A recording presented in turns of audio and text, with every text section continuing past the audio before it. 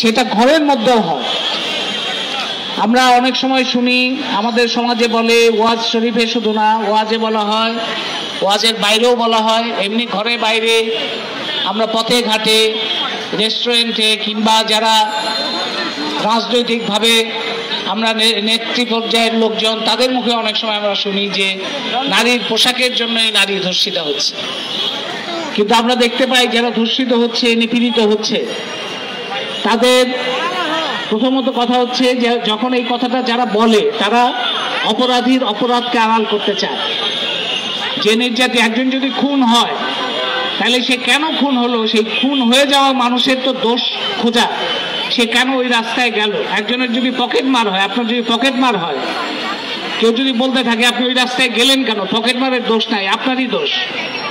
একজন যদি সন্ত্রাসী আক্রমণ হয়, যদি বলা হয় যে আপনি ওইখানে গেলেন কেন, এত বেলার সময় রাতের বেলা আপনি বাইরে বেরোলেন কেন, সেই জন্য আপনার উপর আক্রমণ হয়েছে। এটা যারা বলে তারা আসলে সন্ত্রাসী, পকেটমার কিংবা যারা সন্ত্রাসী তাদেরকে তাদের পৃষ্ঠপোষকতাই দিতে চাচ্ছে। তো যখন ধর্ষণ হয় তখন ধর্ষিতার দোষ যারা খোঁজে তারা আসলে ধর্ষণকারী কিংবা সন্ত্রাসীর পক্ষে যুক্তি খোঁজার চেষ্টা করে, এবং তারা এই জিনিসটা আড়াল করে যায় যে আজকে অনেকেই হিজাব পরছেন, অনেকে বোরখা পরছেন এই নিরাপত্তার জন্য। তাদের মনে হচ্ছে যে এটা পরলে আমাদের নিরাপদ থাকতে পারবো আমরা, কিন্তু দেখা যাচ্ছে হিজাব পরেও কোনো নিরাপত্তা আনা যাচ্ছে না।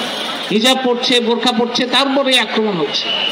এমনকি ঘরে বসে আছে একটা মেয়ে, ঘরে গিয়ে আপনারা এরকম খবর পত্রপত্রিকায় প্রায় দেখেন যে ঘরের দরজা জানালা ভেঙে ভেতর থেকে মেয়ে, বাবা মা আছে তার সামনে থেকে মেয়েকে বের করে, স্বামী আছে তার সামনে থেকে স্ত্রীকে বের করে তারপরে তাকে ধর্ষণ করা হচ্ছে, কোনো কোনো ক্ষেত্রে খুন করা হচ্ছে।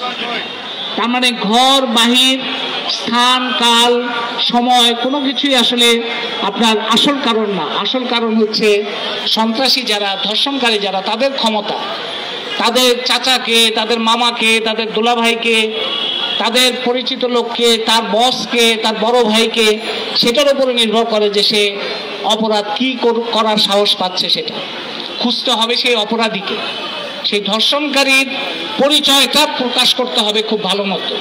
কত কত আত্মীয় স্বজন তার আছে, কত কত তার সমর্থক আছে, কত কত পৃষ্ঠপোষক আছে, এটা খুঁজতে হবে। তা আমাদের দুইটা দিক থেকে তাহলে আক্রমণগুলো হয়। একটা হচ্ছে ক্ষমতা, যাদের হাতে ক্ষমতা আছে তারা এগুলো করার সাহস পায়। আরেকটা সমাজের মধ্যে একটা মনস্তত্ত্ব, সংস্কৃতি, তারপর মতাদর্শিক অবস্থা এমনভাবে ছড়ানো আছে যে নারী সম্পর্কে এমন অসম্মানজনক চিন্তা কিংবা নারীর উপরে নিপীড়ন তাকে বৈধতা করার চিন্তা, এগুলোকে হাস্যরসের বিষয়ে পরিণত করার একটা সংস্কৃতি আছে। আপনারা টেলিভিশনে এখন বাংলাদেশে, আগে তো টেলিভিশনে সিনেমা দেখার জন্য শুধুমাত্র সিনেমা হলে যেত, এখন তো শুধু সিনেমা হলে যাওয়ার দরকার হয় না, টেলিভিশনে অনেক সিনেমা আছে, সিডিতে তো আছে, অনলাইনে তো আছে, এমনি টেলিভিশনের সব চ্যানেলে এখন সিনেমা দেখায়, বাংলা সিনেমা, হিন্দি সিনেমা, সব সিনেমা। সেই সিনেমাগুলোর দিকে 5 মিনিট 10 মিনিটই যদি আপনি ওই সিনেমাগুলোর দিকে তাকান, সেখানে দুইটা জিনিস প্রধান দেখা যাবে। একটা আমাদের মারামারি হচ্ছে, সারাক্ষণ সন্ত্রাস হচ্ছে, সংঘাত হচ্ছে এবং সহিংসতা হচ্ছে। সেটা নির্মম, যত নির্মম হতে পারে তত হিট হয় এই সমস্ত সিনেমা। এই ধরনের সহিংসতা সেটা দেখানো, সেটা হচ্ছে তাদের চলচ্চিত্রের একটা বৈশিষ্ট্য। আরেকটা বৈশিষ্ট্য হচ্ছে যৌন নিপীড়ন। সেখানে ধর্ষণ হচ্ছে, সেখানে নায়কের কাজ হচ্ছে নারীকে উত্ত্যক্ত করা, নায়িকাকে উত্ত্যক্ত করাই হচ্ছে নায়কের কাজ। উত্ত্যক্ত যে করবে সেই নায়কে পরিণত হবে এবং একটা পর্যায়ে যাকে উত্ত্যক্ত করা হবে সে প্রেমে পড়বে। এইরকম একটা কাহিনী বিন্যাসে আমরা সারাক্ষণ দেখি। এই সিনেমাগুলো তো একটা জনমত তৈরি করে, একটা মতদর্শ তৈরি করে। এইটা যে তরুণ কিশোর দেখে, তাদের মধ্যে তো এই ধারণা হয় যে পুরুষ হিসেবে নায়ক হতে গেলে, পুরুষ হিসেবে আমার যদি পেতে হয়, সাড়া পেতে হয়, পুরুষ হিসেবে আমার যদি পাত্তা পেতে হয়, তাহলে নারীকে উত্ত্যক্ত করার শক্তি আমার থাকতে হবে। এই যে উত্ত্যক্ত করা, এই উত্ত্যক্ত করাই তো আস্তে আস্তে সেটা সন্ত্রাসে পরিণত হয়, নিপীড়নে পরিণত হয়, ধর্ষণে পরিণত হয়।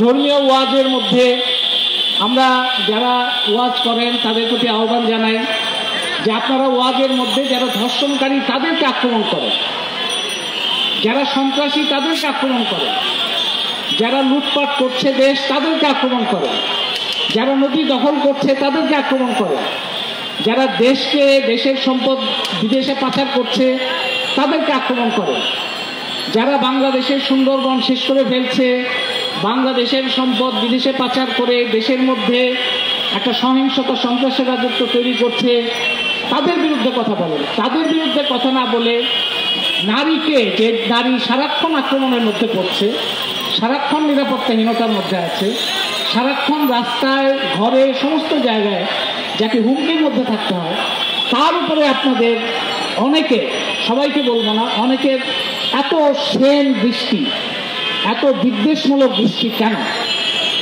তাদের নারী নির্যাতিতা নারীকে, নারীর দোষ খুঁজে আপনারা নির্যাতকের পক্ষে দাঁড়াচ্ছেন কি কারণে? এটা যারা ওয়াজ করে তাদেরকে আমরা প্রশ্ন করি, ওয়াজের সময় যারা শোনেন তাদেরও এটা প্রশ্ন করা উচিত। শুধু ওয়াজ না, অন্যান্য বহু জায়গায় আজকে আমরা মাদ্রাসার কথা শুনলাম, মাদ্রাসা, স্কুল, কলেজ, বিশ্ববিদ্যালয় এবং যে শিক্ষক মাদ্রাসায় আছেন, যে শিক্ষক স্কুলে আছেন, সব জায়গাতে আমরা দেখতে পাচ্ছি সবার মধ্যে একদিকে দেখা যাচ্ছে টাকার জন্য একটা অস্থিরতা, কে কত টাকা কামাই করতে পারবে, কে কত প্রাইভেট তার পেশার বাইরে গিয়ে কত টাকা পয়সা কামাই করতে পারবে, আর আছে যে সে কে কত ক্ষমতার সাথে যুক্ত হতে পারবে। এবং সরকারি দলের সাথে যোগাযোগ থাকাটা হচ্ছে তার টাকা কামাই করার রাস্তা, তার উচ্চ পদে বসার রাস্তা, নতুন নতুন সুবিধা পাওয়ার রাস্তা, এবং সে যদি অন্যায় করে, ধর্ষণের মতো, যৌন পীড়নের মতো অন্যায় করে সে পার পেয়ে যাওয়ার রাস্তা। সরকারি দলের সাথে যোগাযোগ, সরকারি দলের পৃষ্ঠপোষকতা, এবং সরকারি দলের সাথে যোগাযোগ থাকলে প্রশাসন এবং অন্যান্য ক্ষমতাবান যারা তাদেরও সমর্থন পায়। এই সমস্ত জায়গায় প্রশ্ন তোলাটা হচ্ছে আমাদের একটা বড় কাজ। কারণ পুরুষের মধ্যে এই কথাটা, চিন্তাটা মাথায় আসতে হবে, ছেলেদের মাথায় এই চিন্তাটা খুব ভালো মতো আনতে হবে যে একটা সমাজে যদি মেয়েরা নিরাপত্তাহীনতায় ভোগে, একটা সমাজে যদি মেয়েরা নিরাপদ না হয়, তাহলে ছেলেদের তো নিরাপদ হওয়ার কোনো কারণ নাই। মেয়েরা নিরাপদ না হওয়ার মানে কি? মানে হচ্ছে একটা ছেলের বোন নিরাপত্তাহীনতায় ভুগছে, একটা ছেলের মা নিরাপত্তাহীনতায় ভুগছে, একটা ছেলের বন্ধু নিরাপত্তাহীনতায় ভুগছে, একটা ছেলের স্বজন সহকর্মী নিরাপত্তাহীনতায় ভুগছে। মেয়েরা যদি এরকমভাবে নিরাপত্তাহীনতায় থাকে, তাহলে ছেলেরা কিভাবে নিরাপদ থাকবে? এইটা ছেলেদের মাথায় আনা দরকার। এবং কারণ সবসময় একটা চেষ্টা হয় নারী বনাম পুরুষ, পুরুষ বনাম নারী, এরকম একটা বিভাজন করার একটা চেষ্টা সবসময় সমাজের মধ্যে থাকে। এই চেষ্টার মধ্যে দিয়ে যেটা করা হয় যে মেয়েদের মধ্যে এই পুরুষতান্ত্রিক চিন্তাটা সবসময় থাকে যে পুরুষ যদি কোনো অপরাধ করে সেটা একটা দুটো অপরাধ পুরুষ করতেই পারে। এটা পুরুষদের মধ্যে যেমন এই চিন্তা আছে, এটা মেয়েদের মধ্যে অনেকের চিন্তা আছে। আজকে আমাদের ধর্ষণের যে চিত্রের কথা আমি বললাম, যদি দাম্পত্য জীবনের মধ্যে, গার্হস্থ্য জীবনের মধ্যে যৌন নিপীড়ন বা ধর্ষণকে হিসাবে ধরা হয়, তাহলে কয়েক গুণ বেড়ে যাবে এটার হিসাব। এই হিসাবগুলো আমাদের, এই চিন্তাগুলো আমাদের এই বর্তমান পরিস্থিতিটা তৈরি করার পেছনে অন্যতম কারণ।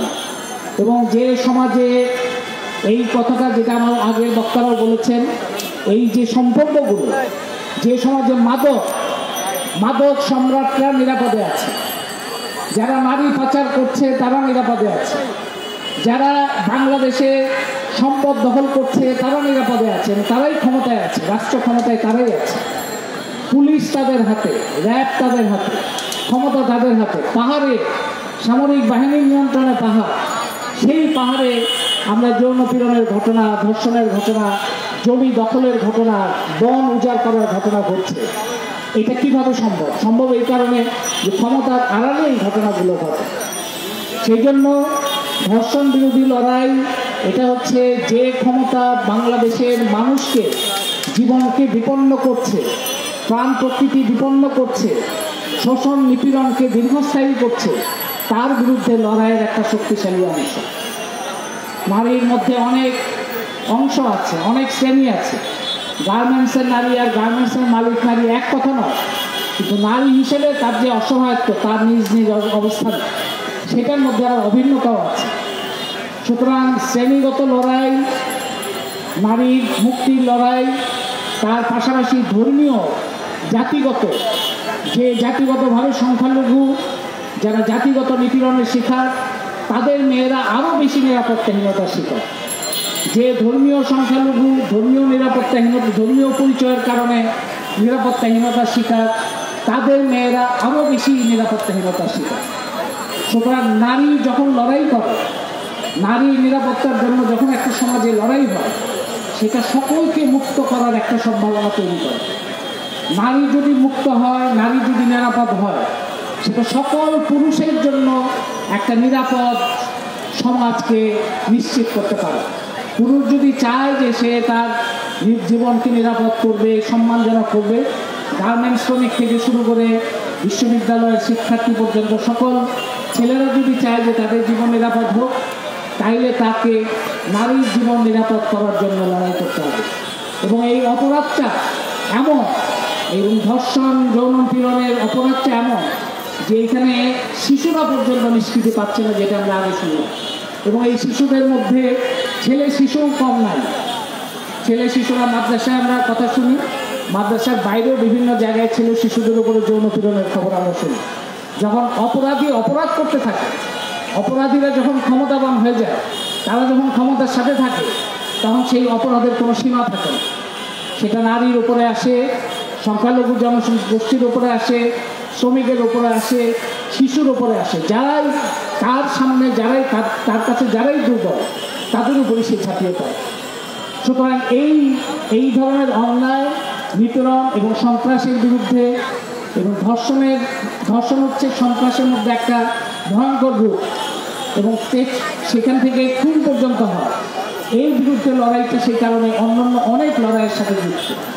তা আমার আহ্বান থাকবে, আমার প্রত্যাশা থাকবে যে এই যে আন্দোলন, ধর্ষণ বিচারহীনতার বিরুদ্ধে আন্দোলন, এটা খুবই গুরুত্বপূর্ণ একটি আন্দোলন। এই আন্দোলন অন্যান্য আন্দোলনের সাথে সম্পর্কিতভাবে এবং বিভিন্ন অঞ্চলে, বাংলাদেশের বিভিন্ন অঞ্চলে, গ্রামে, পাড়ায়, মহল্লায় যারা, যে মানুষেরা নিরাপত্তাহীনতায় ভুগছে, তাদেরকে সাহস দেওয়ার মতো করে একটা সংগঠিত অবস্থা তৈরি করতে সক্ষম হবে। এবং তার জন্য রাজনৈতিক দলের একটা গুরুত্বপূর্ণ ভূমিকা আছেন, সেটা পালন করছেন অনেকেই, রাজনৈতিক দল, ছাত্র সংগঠন, এর বাইরে সাংস্কৃতিক সংগঠন, এবং এর বাইরেও যারা ব্যক্তিবর্গ আছেন বিভিন্ন জায়গায়, তাদেরও এর সঙ্গে যুক্ত হয়ে আপনারা যেখানে পারেন, যেভাবে পারেন, প্রতিরোধটা তৈরি করতে হবে। এটা হচ্ছে 1 নম্বর। 2 নম্বর হচ্ছে নারীর উপরে এই নির্যাতনের, নারীকে ভয় দেখানোর এই যে প্রক্রিয়া, এই প্রক্রিয়ার জবাব দেওয়ার অন্যতম উপায় হচ্ছে নারীর সংখ্যা বাড়াতে হবে, নারীর সক্রিয়তা বাড়াতে হবে। দিনে রাতে এবং সকল পর্যায়ে, সভা সমাবেশ, মিছিল, গান, সকল সাংস্কৃতিক অনুষ্ঠান, খেলাধুলা, সমস্ত জায়গায় নারীর অংশগ্রহণ আরও বেশি বাড়াতে হবে। নারীকে নিষ্ক্রিয় করার সকল চেষ্টা, এই ধর্ষণ সহ নানা রকম চেষ্টার সবচেয়ে গুরুত্বপূর্ণ জবাব হচ্ছে তার সক্রিয়তা আরও বাড়ানো, তার সরবতা আরও বাড়ানো। যত বেশি নারীর অংশগ্রহণ বাড়বে, এটা প্রতীকী অর্থে কোনো কর্মসূচি ঢাকায় হয়েছে রাত 12টার সময়, এই ধরনের কর্মসূচিও নিতে হবে। কেন নারীকে চিন্তা করতে হবে? নারীর কাজ থাকতে পারে, তার প্রয়োজন থাকতে পারে, দরকারে অদরকারে নারী রাস্তায় বেরোবে কিংবা কর্মক্ষেত্রে গেলে তার কেন নিরাপত্তা নিয়ে ভাবতে হবে? যে সমাজ নারীকে নিরাপদ দিতে পারে না, একটা সমাজ কতটা সভ্য সেটা নির্ধারিত হয় সেখানে নারী কতটা নিরাপদ বোধ করছে সেটার উপরে। 50 বছরে বাংলাদেশ অনেক উন্নয়ন হয়েছে, আমরা শুনি, বড় বড় অট্টালিকা হয়েছে, কিন্তু নারীর এখানে কোনো নিরাপত্তা নাই। শিশু নিপীড়িত, ধর্ষিত হচ্ছে। এটাকে কোনো সভ্য সমাজ বলা যায় না, এটাকে উন্নতি বলে না। উন্নতি হচ্ছে যেখানে স্বাধীনভাবে নারী পুরুষ চলাচল করতে পারবে, স্বাধীনভাবে এবং নিরাপদে বাতাস টানতে পারবে, ভালো বিশুদ্ধ পানি পান করতে পারবে। এরকম একটা পরিস্থিতি যখন হবে, সেটাকে আমরা বলবো সভ্য সমাজ। তৃতীয়ত, নারী নিজে দুর্বল বলে যারা চিহ্নিত তাদের এবং নারীকে তার আত্মরক্ষার মতো প্রয়োজনীয় উদ্যোগ, সংগঠন এবং প্রস্তুতিও রাখতে হবে, যাতে যে কোনো সময় যে কোনো জায়গায় হামলা হলে সাথে সাথে অপরাধীকে, এটা হচ্ছে সমাজের মধ্যে থেকে শক্তির উদ্ভব, সমাজের শক্তিকে বিকশিত করার চেষ্টা, সমাজের ভিতরে নিজেদের শক্তিকে বিকশিত করার চেষ্টা। একটা তো বড় হচ্ছে যে রাষ্ট্রকে পরিবর্তন করতে হবে, আইন পরিবর্তন করতে হবে, যারা অপরাধী তাদের বিচার করতে হবে আইনি প্রক্রিয়া, সেটা তো একটা আছে। কিন্তু সাথে সাথে প্রতিরোধ তৈরি করার যে শক্তি, মানসিক শক্তি এবং সাথে সাথে শারীরিক শক্তি, এইটা তৈরি করার মতো প্রস্তুতি আমাদের রাখতে হবে। তার মানে ব্যাপকভাবে সামাজিক রাজনৈতিক প্রতিরোধ, অংশগ্রহণ বৃদ্ধি এবং তাৎক্ষণিক প্রতিরোধ করার জন্য শারীরিক মানসিক শক্তি অর্জন, এই কাজগুলো সামনে আমাদের খুবই সকল পর্যায়ে সকল মানুষকে মনোযোগ দিয়ে করার ছাড়া বর্তমান পরিস্থিতি থেকে আমরা বের হতে পারবো না। এবং যে সরকার এই ধর্ষক, নিপীড়ক, সন্ত্রাসী, নদী বন দখলদার, লুটেরা, ব্যাংক লুটেরা, সম্পদ পাচারকারীদের প্রশ্রয় দেয়, পৃষ্ঠপোষকতা দেয়, তাদের দিকে তাকিয়ে থাকলে হবে না। তারা একটা শক্তি দিয়ে জনগণের উপর নিপীড়ন করছে, জনগণের শক্তি দিয়ে সেটাকে মোকাবেলা করতে হবে। সেই শক্তি এমনি এমনি গড়ে উঠবে না, সেটা সাংগঠনিক প্রক্রিয়ার মধ্যে দিয়ে, চেষ্টার মধ্যে দিয়ে, উদ্যোগের মধ্যে দিয়ে, অসংখ্য কাজের মধ্যে দিয়ে, লেখা, গান, কবিতা, মিছিল, মিটিং এবং